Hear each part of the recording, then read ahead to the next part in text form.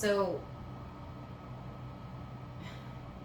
let's just say shit has hit the fan. It's funny because when it doesn't seem to get, there's no possible horizon for it to possibly get any worse. It keeps getting worse.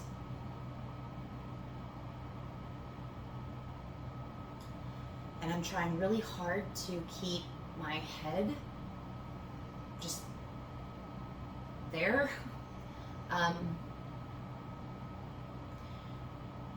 But when you have like attacks coming at you from every angle and blowing your mind attacks, like, long story short, it's been a couple of weeks since I made those recordings. I am since then out of that house that I was actually doing the recording at. So I'm out.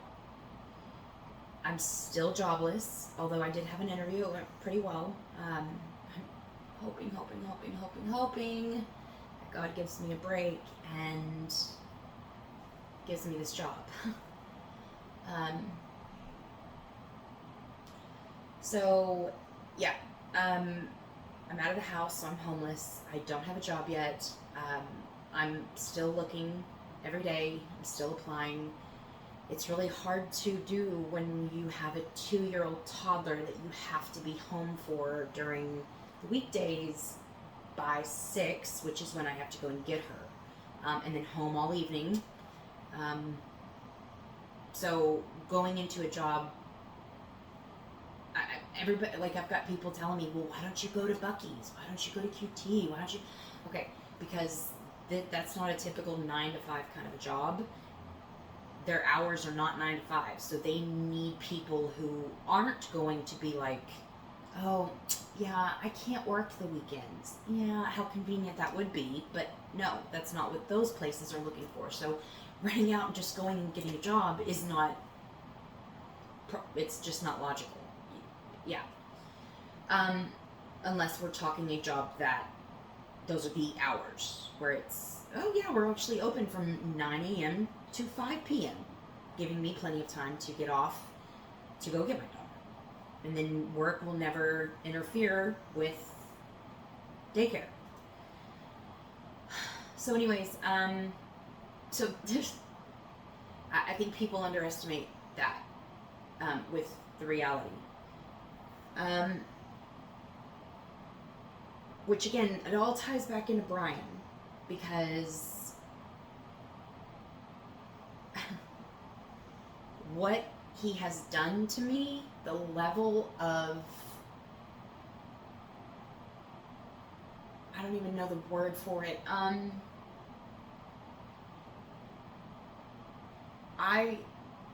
The only way I can put it is, in his head, it sounds a lot like,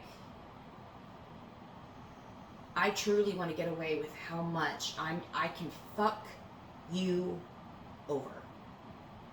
In every way possible, I'm going to try it, I'm going to do it, and hope all of them stick. But if all of them don't stick, most of them is that'll work. Because that is exactly how it feels. Even in scenarios where I can't even go out and get a normal job because I have a daughter. He's not fazed by it, of course. I am. Now that is, of course, a choice, which is something we'll talk about a little bit later. But it all boils down to him. It all comes back to him. And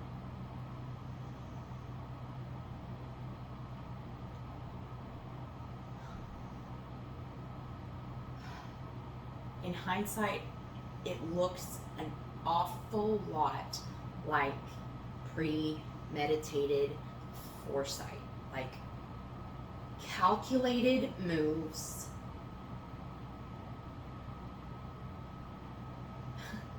I mean, I'm talking down to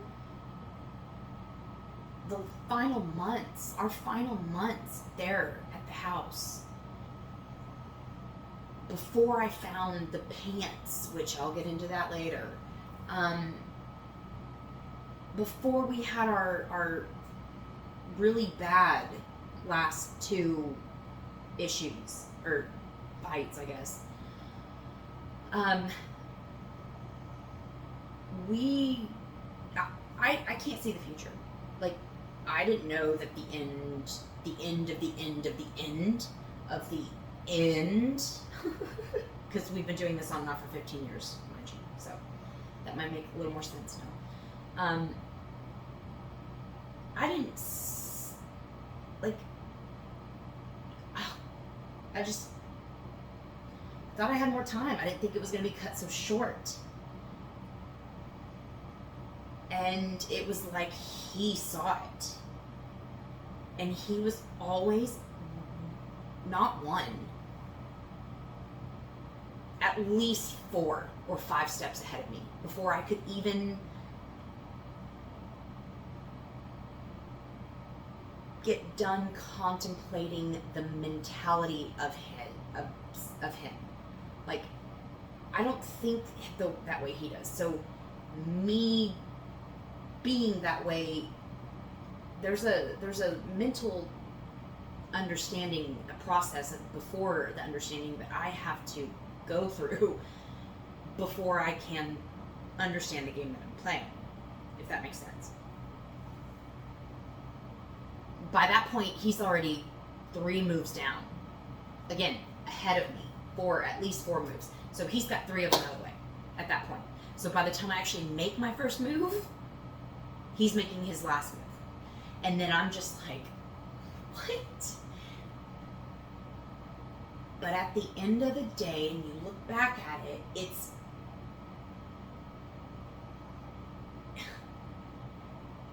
it's either orchestrated, there's another involvement, which there can't be. There's just, that's silly. That's like, then we're talking like Matrix crap.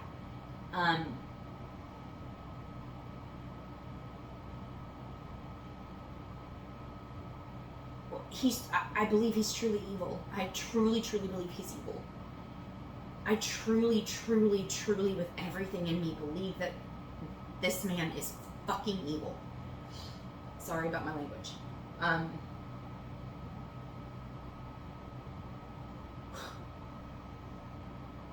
Anyway, so,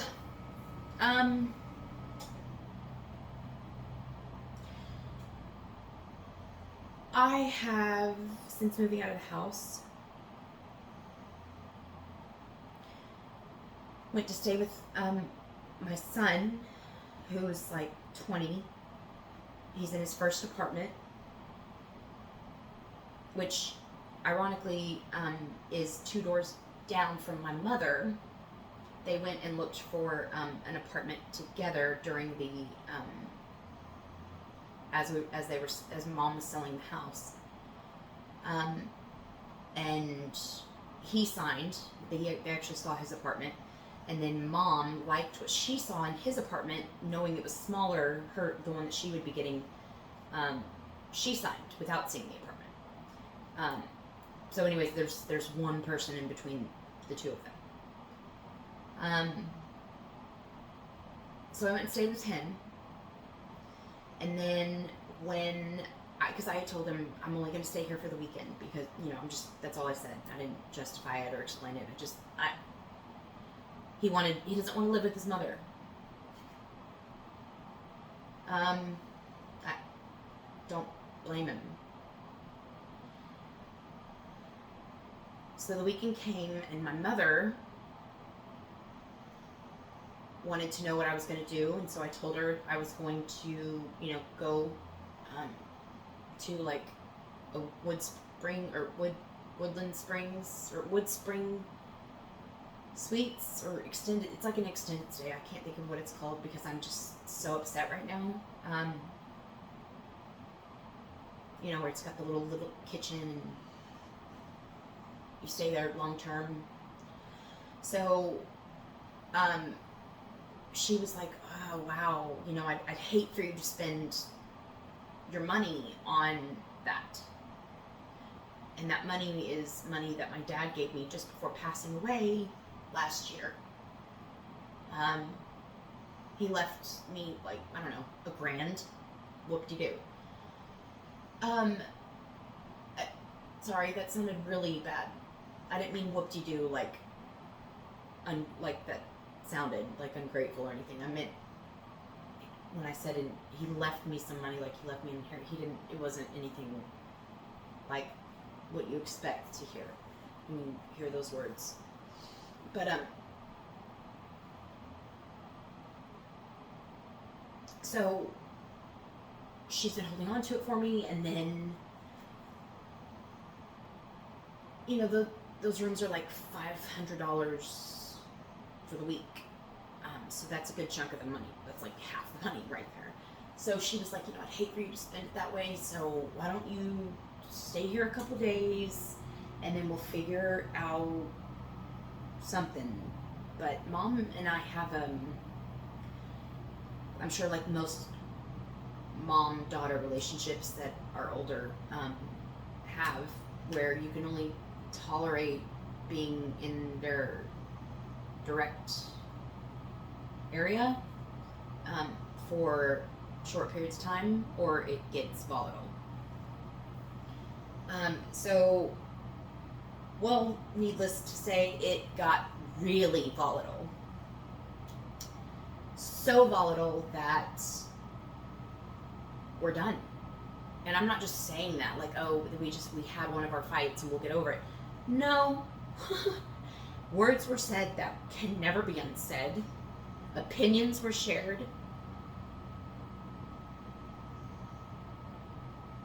Names were called. And the whole, scene was pretty bad. So we're done. And I don't want anything to do with her either. So I've lost my mother now. And that night I ended up going over to my son's, who was at work at the time. Now I had my daughter because it was during the week. And I had been watching on Life 360 to try to catch him before he came in, to not shock him, because I had everything in his apartment. I had everything in his apartment. I just didn't want him to walk into that. Well, he walked into that. Because, with a toddler running around, you can't be glued to the phone. I missed it. And he came in. He was so upset.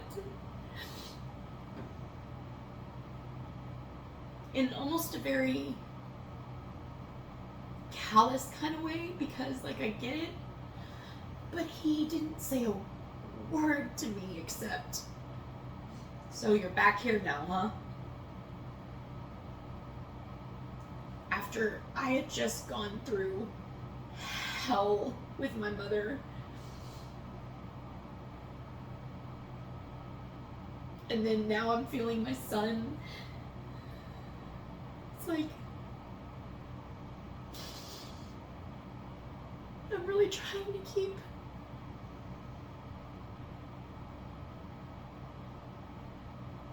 it together.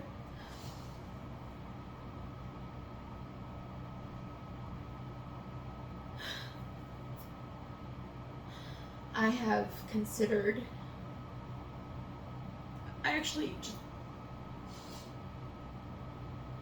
I almost spontaneously flew to Colorado to see my friend, my best friend, my twin flame best friend.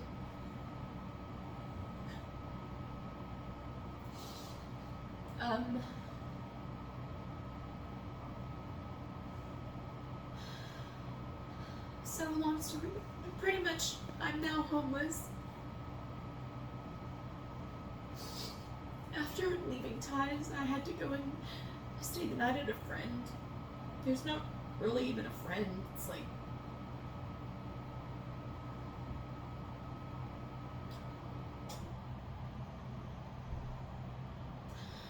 and now I am in one of those hotel rooms with the little kitchen. I paid over $500, and at the end of this week, I have nowhere to go. And I'm not going to bring up or put my daughter in that environment. I even packed a bag with all black clothes.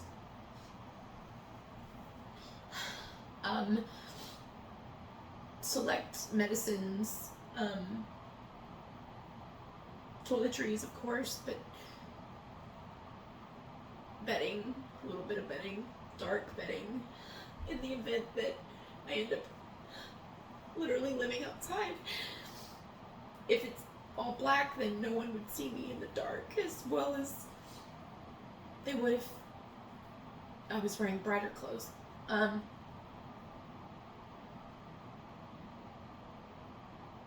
not going to subject my 2-year-old to that.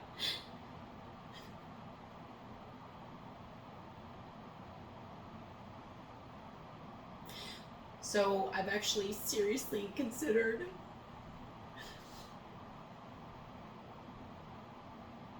and I've actually started the process of writing a letter that I would give to Brian, being the first to congratulate him on his victory, because he has officially won that war.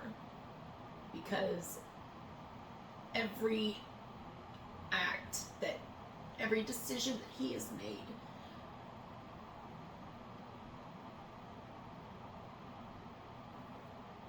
highlighting the one where he refuses to admit what he's done.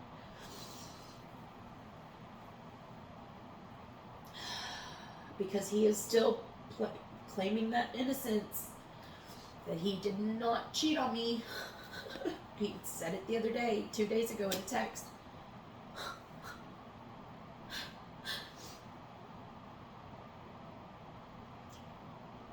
Telling him that his moves and their residual effect, or their domino effect, have proven to be far too detrimental.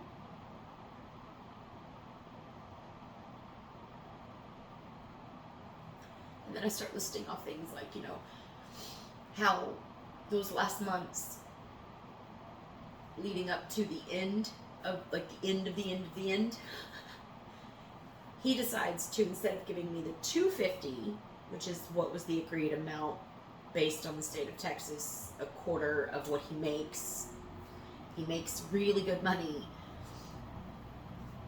he shorted it. Instead of $250, he's sending me $150.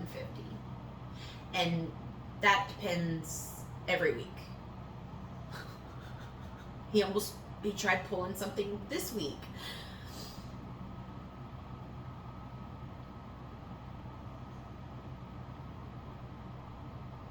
And then he's got people in the text message, because he and I don't communicate one-on-one. It's too toxic.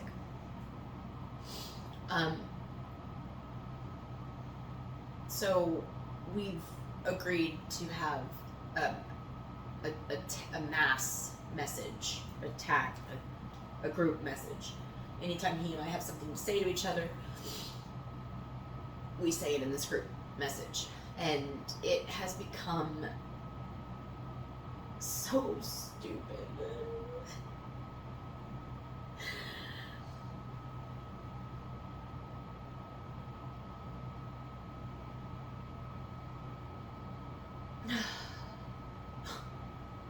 Anyways, that's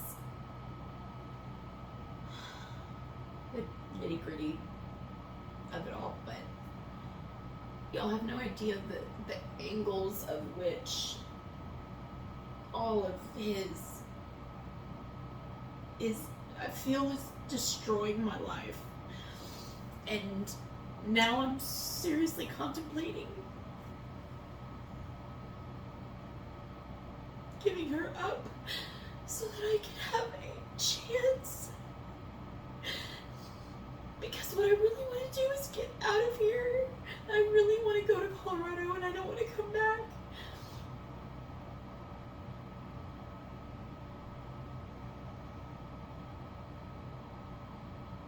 And I can't do that with her. I can't take her. I can't take her.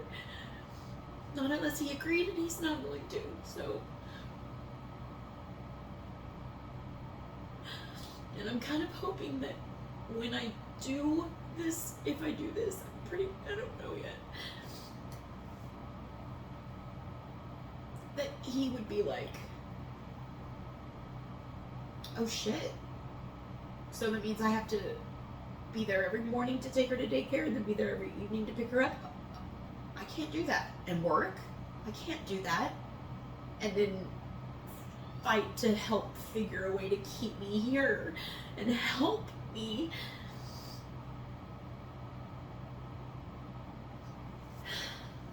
Because I'm not in this position because of his lack of help. I am in this position because he has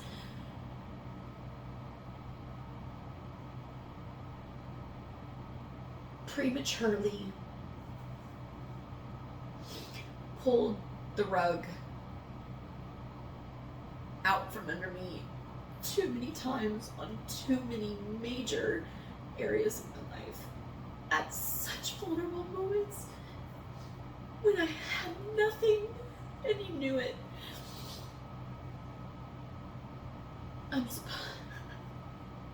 I'm supposed to go out and get on my feet when I have no savings because, but it doesn't matter why.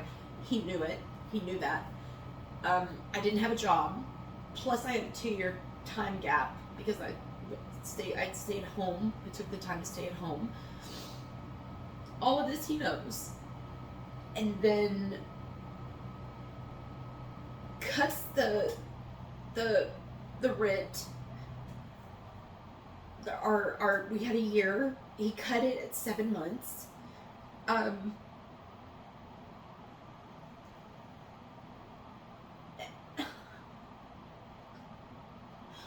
Giving me a piece of crap truck, like that gets 10 miles to the gallon, mind you. So any money I do get gets there's an actual suckage. I'm not just like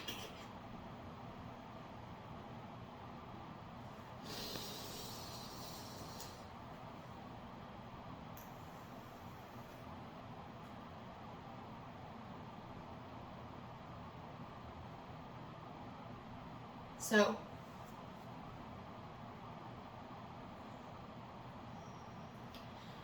that's pretty much been the update.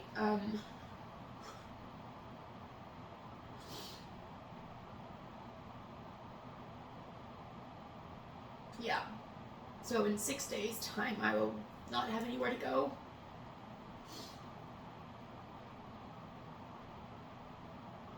And I'm not going to put that on my son again. And I do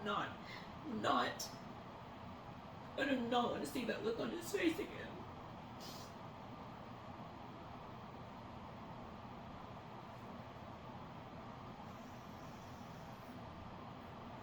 I won't have the money to do this again, which this is the cheapest way to do hotels or anything like that. So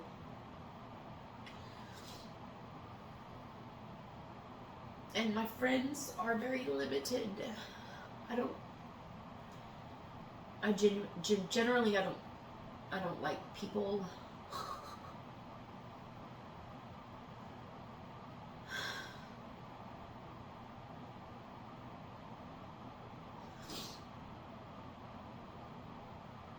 I've called every shelter, hotline, help, whatever, for women and their children. And pretty much because I am not fleeing the abuse, like, of my husband, pretty much, because he didn't do it yesterday, and I need a place to stay today going forward. They can't help me.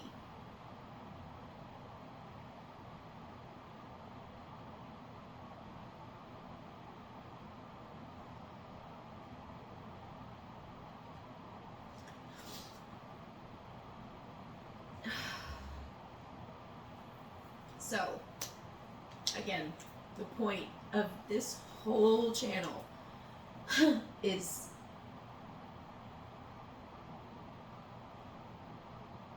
I really don't think that there's another person out there who has been through the level of fucking shit that I have been put through.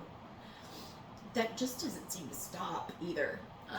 So it's almost like I'm asking for anybody who's watching this and watches all of them, who knows what's going on in my life now. I'm really, I'm hoping that someone will contact me and say, hey, look,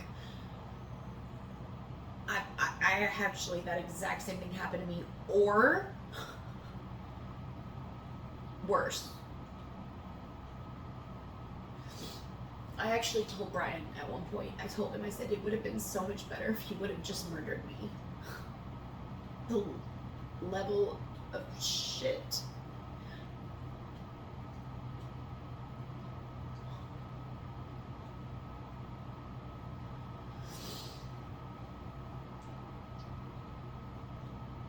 I mean, just to paint the picture, you guys, I have to hear him in the audios, her, while Callie watches, getting off on it, vocally, you can hear it. At least I can hear it. Callie's the cheerleader to the prostitute giving him oral. And let me just say a few things of what I hear Brian saying to this prostitute. One of them is, he's talking to her about how he's going to her and how pretty of a she has. He goes on and on and on about that. Of course, it's while he's pleasuring her down there. He actually makes, I labeled one of the videos, or not videos, one of the recordings, gush. I think I changed it a little later, which is what I've said in the previous videos. I was like, there's 4 of them, or 4 or 5, I can't remember now. I can't hold a memory to save my life these days, but I think I struggled with it then too. Talking about, I actually named them, so it was gush, and I ended up changing it to one of those. But he actually makes her gush. You can hear it, and then he goes down on her and slurps it up. She asks him if he's crazy.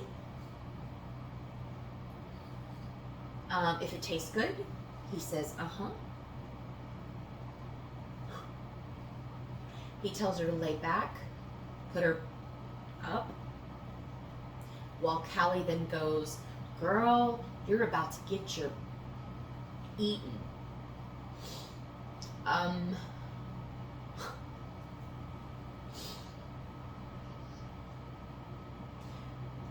The most explicit crap that you could possibly fathom.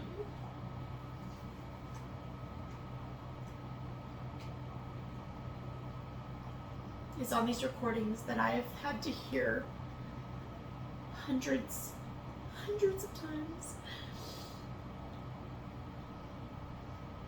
So, if there is someone out there who has had to do something as equally disturbing, traumatic, or worse, please speak up, come forward, contact me somehow.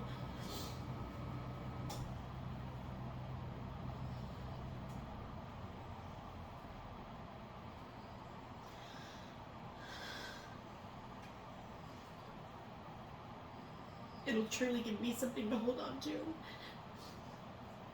Because everybody says, Could be worse. I'm truly feeling alone in this. It'd be great if I wasn't alone in this.